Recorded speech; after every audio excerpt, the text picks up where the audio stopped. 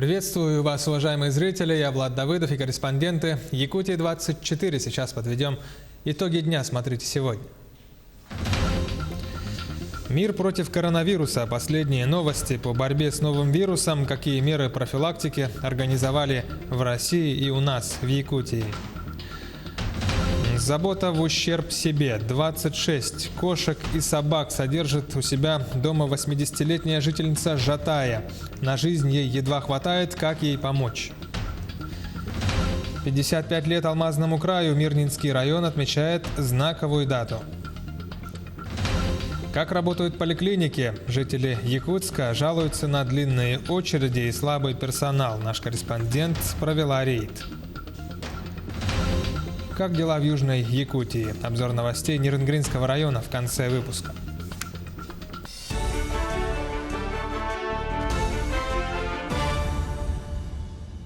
Китай передал России образец генома нового коронавируса, сообщили в российском генконсульстве в Гуанчжоу. На основе полученного материала российские ученые уже разработали экспресс-тесты на пневмонию, которую вызывает этот вирус. Таким образом, узнать о том, заражен человек или нет, можно будет за 2 часа, говорится в сообщении. Помимо этого, ученые после получения образца генома вируса начали разрабатывать вакцину против него. Об этом сообщила глава Роспотребнадзора Анна Попова. Тем временем 2 человек госпитализировали в Воронежскую областную клиническую инфекционную больницу с подозрением на коронавирус. На кадрах видно, что при госпитализации врачи использовали средства противоэпидемической защиты, специальный санитарный транспорт, изолирующий модуль, а медработники были одеты в соответствующую экипировку. 55-летняя женщина и 35-летний мужчина недавно вернулись из Китая. Женщина обратилась к врачу с симптомами ОРВИ. Впоследствии было принято решение о госпитализации. На данный момент пациенты находятся в инфекционном боксе одной из воронежских больниц с отдельными входами в каждую палату. Врачи определяют тип вируса, вызвавшего у них эти симптомы. Между тем, система для выявления коронавируса заработала в НИИ природно-очаговых инфекций в Омске. В лаборатории разработали систему тестирования, благодаря которой можно диагностировать коронавирус за 7-8 часов. Ну а у нас в Якутии в целях недопущения распространения на территории республики коронавируса в аэропорту усилен санитарно-карантинный контроль. Это сделано в рамках поручения главы республики Айсена Николаева. Контроль ведется в отношении транспорта, лиц и товаров, прибывающих как из-за границы, это страны Юго-Восточной Азии, Китай, Таиланд, Южная Корея, так и из городов Дальнего Востока и Сибири. Аэропорт Якутск просит с пониманием отнестись к временным неудобствам, связанным с определенными процедурами. Республике будет выделено около 8 миллиардов рублей из федерального бюджета до 2021 года в рамках реализации программы переселения граждан. Как сообщил глава региона Айсен Николаев, до сентября 2025 года предстоит расселить свыше 1 миллиона квадратных метров аварийного жилого фонда. Это самый большой показатель в стране. По данным, в 2019 году было расселено 38 тысяч квадратных метров. По словам главы Якутии, по этапу реализации программы переселения 2020 года планируется расселить свыше 117 тысяч квадратных метров аварийного жилья. Из них около 17 тысяч относятся к территории арктических районов. 20 кошек и 6 собак содержит у себя дома одинокая 80-летняя жительница Жатая. 3 года назад она обменяла свою однокомнатную квартиру на частный дом, чтобы организовать условия для своих животных. Единственная ее мечта сейчас – это провести в дом газ, потому что скромной пенсии ей не хватает на покупку дров, а много денег уходит на содержание своих питомцев. Зоозащитники и просто неравнодушные граждане обратились в нашу редакцию с призывом о помощи. Пожилой человек живет один, и есть опасения, что со всей ситуацией она уже может просто не справиться. Репортаж нашего корреспондента Ульяны Шагиной. В свой маленький домик на окраине Жатая баба Валя переехала 3 года назад. Ей пришлось обменять свою благоустроенную однушку в центре поселка на частный дом, чтобы животным было где погулять. Я никому не отдам своих животных, потому что они у меня живут очень долго. Это моя как семья. Сегодня у пенсионерки 20 кошек и 6 собак. Часть собак живет в вольере на улице. А вот с кошками Валентине Ларионовне приходится делить не только свой кров, но и свою кровать. Они все ко мне переходят. Они меня лечат. Говорят же, кошки лечат. Реально лечат? Лечат. Вот лечат, честное слово. Мурзик у меня, значит, потом белка, барсик. Всех своих кошек баба Валя знает по именам. Каждую из них холит и лелеет, а на последние деньги покупает им еду. Была я на Белом озере, мне 100 рублей осталось. Думаю, взять себе яиц, что ли, десяток. Не, я лучше возьму крупы, вон птичек тоже кормлю. Не разделяют ее любовь к кошкам и многочисленные родственники. Оно и понятно, ведь запах кошачий стоит на весь дом. Как относятся к ее животным соседи, нам узнать не удалось. Их не было. Но вот жатайцы отзываются о бабе Вале только положительно. Поражаются ее доброте. Ведь не каждый так сможет любить животных, во всем себе отказывая. Ну, тетя Валя, женщина приятная, всегда приветливая, всегда заходит, посидит, погреет, что собак местных накормит. Ничего такого не могу сказать. Вообще просто одинокая, но в то же время с животными веселая. Организовывали генеральную тут уборку весной. Тоже девочки откликнулись из города, приехали, мы тут все продезинфицировали, лотки все поменяли на более глубокие, потому что кошек много, лотки мелкие, все это высыпалось тут по полу. Сегодня у бабы Вали единственная мечта – провести газ в дом и достроить свою баню, чтобы переселить туда часть животных. Ведь все они ходят в лотки, расположенные в каждом углу дома. Если мне провести сюда эту трубу, 74 метра, это нужно 400 тысяч. Готовит баба Валя еду на печке, воду носит с близлежащей колонки в тележке. 80-летнему человеку очень сложно физически колоть дрова, а вот этой вот оставшейся кучки дров ей хватит только на сегодняшний вечер. Валентина Ларионовна – ветеран труда и дитя войны. 45 лет проработала на флоте поваром. Под старость лет осталась одна и, несмотря на свою большую любовь к животным, переживает, что справляться с каждым днем становится все сложнее. Никто мне не виноват. Это мой выбор. Но факт тот, что помогите мне, пожалуйста. Не оставляют бабу Валю и жатайцы. Кто чем может, ей помогает. Баба Валя тоже надеется, что найдутся неравнодушные якутяне, которые смогут оказать ей и ее любимым животным любую непосильную помощь. Ульяна Шагина, Чулус Иннокентьев, Якутск. В России появится новый вид алиментов на детей. К ежемесячным алиментам прибавят теперь расходы на аренду квартиры для детей. Соответствующие изменения в Семейный кодекс России Госдума уже приняла в 3 чтениях. А 29 января документ планирует рассмотреть Комитет Совета Федерации. Минюст, который стал автором этой инициативы, уточнил, что выплаты в дополнение к алиментам могут назначаться судом в случае отсутствия пригодного для постоянного проживания жилого помещения. Предполагается, что средства будут взыскиваться в твердой денежной сумме. По данным Федеральной службы судебных приставов, 78% алименщиков – это мужчины, общий долг которых перед своими детьми сейчас составляет 137 миллиардов рублей. На дискуссионной площадке ОНФ в Якутии активисты приняли участие в обсуждении послания президента Владимира Путина, а также тех поправок, которые будут внесены в Конституцию страны. Студенты и активисты обсудили острые вопросы с приглашенными экспертами мероприятия. Далее обсудили вопросы состояния здравоохранения, работу фельдшерско-акушерских пунктов, вопросы образования и поддержку семьи и детства. Сегодняшнего заседания мы должны составить при помощи представителей некоммерческих организаций, которые сегодня присутствуют и участвуют в дискуссии, мы должны составить предложения.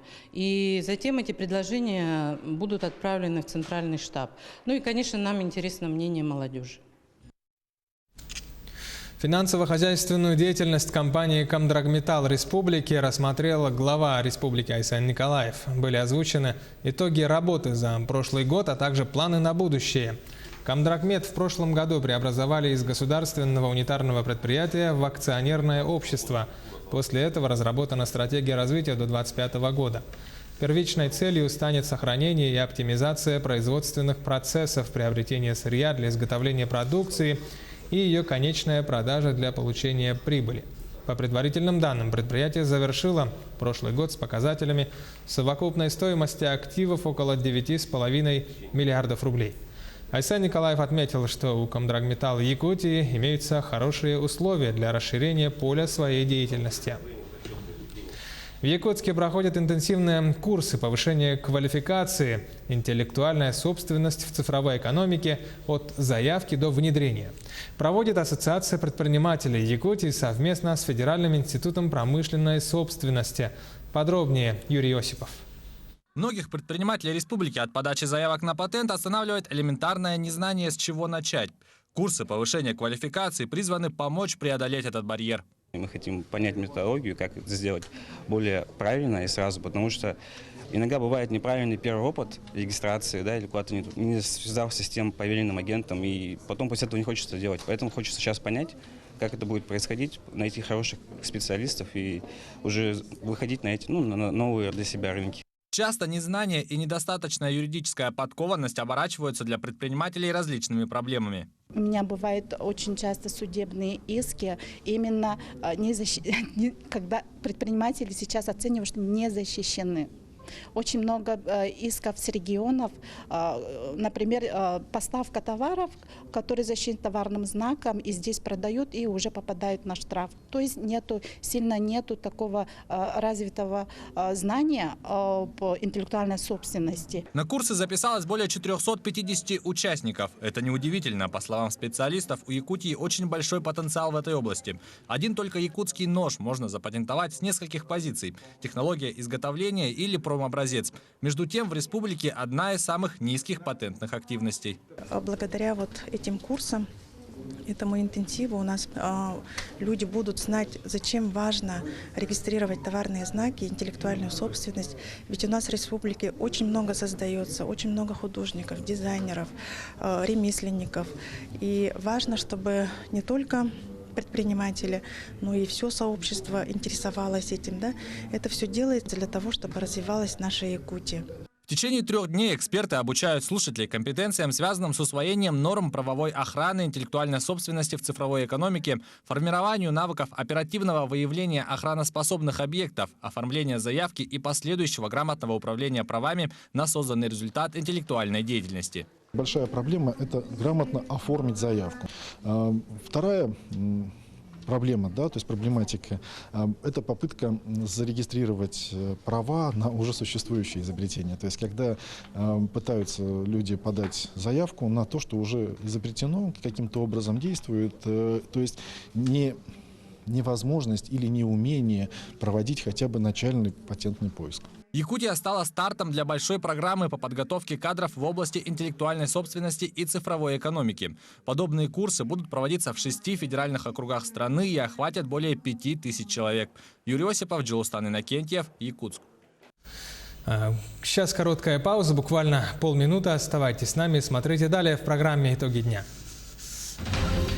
55 лет Алмазному краю. Мирнинский район отмечает знаковую дату. Как работают поликлиники, жители Якутска жалуются на длинные очереди и слабую работу персонала. Наш корреспондент провела рейд. Как дела в Южной Якутии? Об этом в обзоре новостей Нернгринского района в конце выпуска.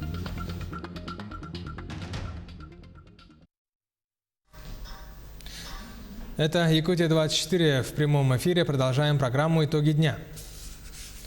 Первые контракты на выполнение работы в рамках нацпроекта «Безопасные и качественные автомобильные дороги» уже заключены. Об этом сообщает пресс-служба Минтранса Республики. В 2020 году в рамках этого нацпроекта работы пройдут на 33 объектах республиканских дорог. Из них 29 вводные и 4 переходящие. Всего в текущем году планируется обеспечить ввод 205 километров, из них 183 километра по региональным дорогам и 22 километра в городе Якутске. Авиакомпания «Якутия» в этом году будет выполнять субсидированные полеты по 33 направлениям. По специальным льготным тарифам компания перевозит несколько категорий граждан. Это молодежь в возрасте до 22 лет, женщины старше 55, мужчины старше 60 лет, а также люди с инвалидностью первой группы и сопровождающих их лиц. На сегодня международный аэропорт Якутск обслуживает 10 авиакомпаний. Ежедневно вылетает более 20 самолетов по разным направлениям. Кроме того, региональный перевозчик «Полярные авиалинии» в этом году также будет совершать субсидированные рейсы по 11 направлениям. Авиакомпания «Полярные авиалинии» по 10 межулусным направлениям из Якутска в районные центры северных и арктических улусов перевезено более 3000 пассажиров по субсидированным тарифам. Это категории пассажиров молодежь до 24 лет и пенсионеры от 55 лет. 55 лет со дня основания отметил Мирнинский район республики. Помимо торжественных мероприятий решались вопросы развития, например, транспортной инфраструктуры. Все подробности у нашего корреспондента в Мирном Марферины Алексеевой. В этом году в Мирном начнется строительство современного аэровокзального комплекса и аэродромной инфраструктуры. Обозначена необходимость содержать в надлежащем состоянии действующую взлетно-посадочную полосу. В 2022 году начнется реконструкция взлетно-посадочной полосы аэропорта «Полярный». Также было отмечено, что на данный момент проект не предусматривает реконструкцию самого аэропорта, который на данный момент не соответствует требованиям эксплуатации. У нас вопросы возникли по рельефу аэродрома. Получается аж 4 объекта очистных сооружений. Так как они очень дорогие, в общем 2,9 миллиарда мы не влазим пока по предварительным сметам, поэтому сейчас работаем над этим проблемой. По федеральной дороге Вилюй в Мирнинском районе в этом году пройдет асфальтирование 10 километров трассы. А в сентябре планируется ввести в эксплуатацию мост через реку Малая Баутобия. После совещания рабочая делегация посетила мини-завод по переработке и утилизации шин «Экосевер». Здесь, в Мирнинском районе, сами понимаете, все дороги, все эти карьеры запряжены вот этими шинами. На строительстве детских площадок, на строительстве футбольных полей. Оно дальше может применяться и в покрытии дорог. В той же Европе всем этим уже занимаются. Старые шины используют для покрытия автомобильных дорог. После обсуждения рабочих моментов прошло торжественное собрание. Каждому на входе вручали подарочный фотоальбом о районе «Алмазная корона России». Всем, кто внес неоценимый вклад в становление и развитие района, присвоили звание почетного гражданина Мирнинского района. А почетной грамотой Министерства промышленности Российской Федерации наградили главу района Ришата Измухаметова. Марферина Алексеева, Артем Алексеев, Мирный. Онкобольные из отдаленных населенных пунктов Ленского района могут воспользоваться бесплатным проездом. К отдаленным относятся поселки Витим и Пеледуй, а также села Талоны и Нялы. Минздрав оплачивает проезд до республиканского онкоцентра только от города районного значения, а проезд до Ленска для жителей Витимского направления стоит в районе 5000 рублей в одну сторону. Это значительные суммы, при том, что они выезжают не один раз в год. По подсчетам Управления социального развития в этих муниципальных образованиях проживают 96 онкобольных, но за новой мерой поддержки в прошлом году обратились только 11 человек. Однако и в этом 2020 году льготу отменять не будут. Конечно, информация доводилась неоднократно до больницы. Больница, естественно, до своих пациентов, до глав муниципальных образований. Вот неоднократно мы и выступали на радио, на телевидении, в газете. В текущем году были звонки от пеледуйцев. Не уберут ли, интересно, эту меру поддержки? Нет, она у нас остается, то есть до той поры, когда в ней будет потребность и в ней будет необходимость. Жители Якутска жалуются на длинные очереди в поликлиниках города и на слабую работу со стороны персонала. Наша съемочная бригада решила проверить, как работают столичные поликлиники. Репортаж Сусанны Рожиной. Конечно, нам приходится стоять в очередях, потому что записаться предварительно невозможно, с учетом, что ребенок болеет внезапно. Первые электронные терминалы для записи на прием к врачу в Якутске были внедрены еще в 2010 году. Проект был направлен на повышение сервиса предоставления медицинских услуг, также помог централизовать единую базу. Первые терминалы были установлены в городских больницах номер 3 и 4. На сегодня система уже выстроена и почти во всех поликлиниках, на которые жаловались люди. Давок и очередей съемочная бригада не застала. Ну, во-первых, очереди сейчас нормализовались, стало все нормально, потому что каждый проходит по талонам и по определенному времени. Это не то, что было раньше. Все записывались, и потом начиналось. Человек ушел, человек потерялся, кто-то занял. А сейчас практически система вся нормализовалась, я считаю.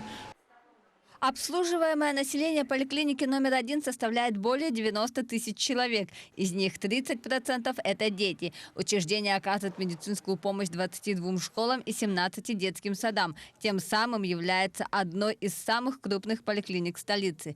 Если здесь годами ранее пациенты жаловались на бесконечные очереди, то сейчас вопрос урегулирован. У нас организована электронная запись пациентов по времени каждому врачу. Пациент может записаться через систему ER14, зарегистрироваться в госуслугах. Также можно записаться по телефону колл-центра. Многие пациенты отмечают, что электронная очередь и возможность записи по мобильному приложению и через портал госуслуг намного экономит время пациентов. Помимо этого, во всех медицинских учреждениях работает колл-центр, где каждый может дозвониться и записаться к специалисту. В этом году поликлиника планирует увеличить количество специалистов колл-центра. Пациенты также жалуются и на несоответствующее поведение со стороны медперсонала. У нас в плане в этом году расширение колл-центра, потому что звонков очень много у нас. В день порядка около 1000 звонков обрабатывается. Поэтому сейчас хотим расшириться. Также в ходе подготовки сюжета поступили жалобы со стороны самих работников медучреждений по поводу задержки заработных плат. С этой проблемой мы обратились к заместителю председателя правительства Ольге Балабкиной. И по ее словам, вопрос находится на контроле, и в ближайшие дни все выплаты будут полностью произведены. Сусанна Рожина, Семен Семенов, Георгий Григорьев, Якутск. В Алданскую центральную районную больницу передали новую машину скорой помощи. Транспорт оснащен по современным стандартам. Сюжет Татьяны Вахниной из Алдана. У водителя скорой помощи Виктора Латышева сегодня выходной, однако утром он, как обычно, пришел на работу. На неотложке Виктор Иванович работает почти 1,5 десятка лет. В ближайшее время он поменяет машину старого образца на новый реанимобиль, поступивший в Алданскую ЦРБ всего несколько дней назад. Но предварительно машину нужно обкатать. Настроение хорошее, машина идет нормально. Ну, понимаете, она еще новая, как говорится, надо ее за ней посмотреть, где что подтянуть, где проверить. Новый реанимобиль поступил в Алданскую центральную районную больницу по федеральной программе. Складные носилки с подогревом, аппарат ЭКГ, небулайзер, дефибриллятор, оснащение и комплектация на все случаи. Там кислород есть, дефибрилляторы есть, отсосы есть, очень много разновидностей носилок есть. Ну, очень удобная машина. Вот на дальние расстояния с ними ездить очень хорошо, то что они теплые. В среднем за сутки в отделении скорой помощи Алданской ЦРБ регистрируется до 30 вызовов. Впрочем, прогнозировать их количество затруднительно. В период подъема простудных заболеваний, а также при резких перепадах температур, число обращений возрастает. Отделение скорой помощи Алданской ЦРБ обслуживает как город и близлежащие поселки, так и отдаленные уголки, располагающиеся в сотни километров от райцентра. Помощь пострадавшим в дорожно-транспортных происшествиях на федеральной дороге Лена также оказывают фельдшеры Алданской больницы. Каждый вызов словно экзамен, проводимый жизнью, и у медработника под рукой должно быть все. Там, потому что и капельницы, чтобы можно подключать, по дороге капать. Вообще очень хорошо, то, что она теплая, еще раз говорю. И то, что оборудование, там под капельницу, все это есть, крепежи, все это. Скорая помощь – не единственная новинка из появившихся в больнице в последнее время. В целом в здравоохранении Алданского района сейчас идет мероприятие по обновлению материально-технической базы. Таким образом, мы смогли обновить медицинское оборудование детской поликлиники. Да? Мы приобрели рентген-оборудование для взрослой поликлиники. В ближайшее время новая скорая помощь выйдет на линию. В планах у руководства ЦРБ продолжить обновление автопарка. Татьяна Вахнина, Сергей Шипачев, Александр Лукин, Алдан. В столице в Доме дружбы народов имени Кулаковского прошли литературные чтения, посвященные 225-летию Александра Грибоедова. Мероприятие проходило под эгидой общественной организации «Русская община» и собрало на своей площадке учеников школ столицы с 6 по 9 классы. Ребята показали себя в театральной постановке знаменитой пьесы «Горе от ума». В выразительном чтении, а также продемонстрировали свои знания в викторине по произведениям и биографии Грибоедова. Как они современные, и как они играют, и какое естество. Молодежь, еще 6-8 класс, но вы посмотрите, какое они преподносят, могут играть надменность и барство, лакейство и другие многогранные, сильные и слабые стороны человека из прошлого, с которыми, к сожалению, не расстался и настоящий среди нас присутствующий. На этом выпуск завершен. Далее смотрите обзор новостей Нерюнгринского района. Слово передаю Александре Цыбиковой.